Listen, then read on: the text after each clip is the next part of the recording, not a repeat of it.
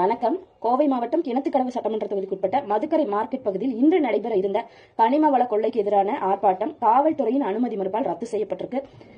நாம் தமிழர் கட்சி ஆர்ப்பாட்டம் செஞ்சாலும் அனுமதி இல்ல, போராட்டத்துக்கு அனுமதி இல்ல, பொதுக்கூட்டம் பேரணி எதுக்குமே அனுமதி இல்ல. சரி, ஒரு துண்டறிக்கை கொடுத்து பரப்புரை பண்ணாலும் அனுமதி இல்ல, கைது பண்ணுவாங்க. ஆனா பாருங்க, இந்த நாட்டுல கள்ளச்சாராயம் காய்ச்சலாம், கஞ்சா விற்கலாம், டாஸ்மாக்ல 1000 கோடி அளவுக்கு ஊழல் பண்ணலாம்.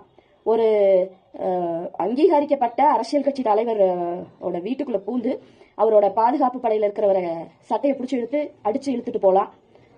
ஒரு சமூக ஊடகவியலாளர் அவர் இல்லாத போது ஒரு வயது முதிர்ந்த அவரோட தாயாரை மிரட்டி ஆபாசமான வார்த்தைகளை பேசி அவர்களது வீட்டுக்குள்ளேயே மலம் கலந்த தண்ணிய ஊத்தி விட்டுட்டு போலாம்.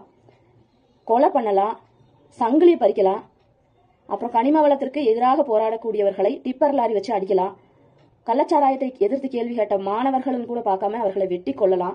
பாலியல் வன்கொடுமைகள் மிக சாதாரணமாக பண்ணலாம். இதுக்கெல்லாம் இந்த நாட்டுல அனுமதி இருக்குங்க. ஆனா மக்களுக்காக பேசுறவங்களுக்கு தான் இங்க எதுக்குமே அனுமதி இல்லை.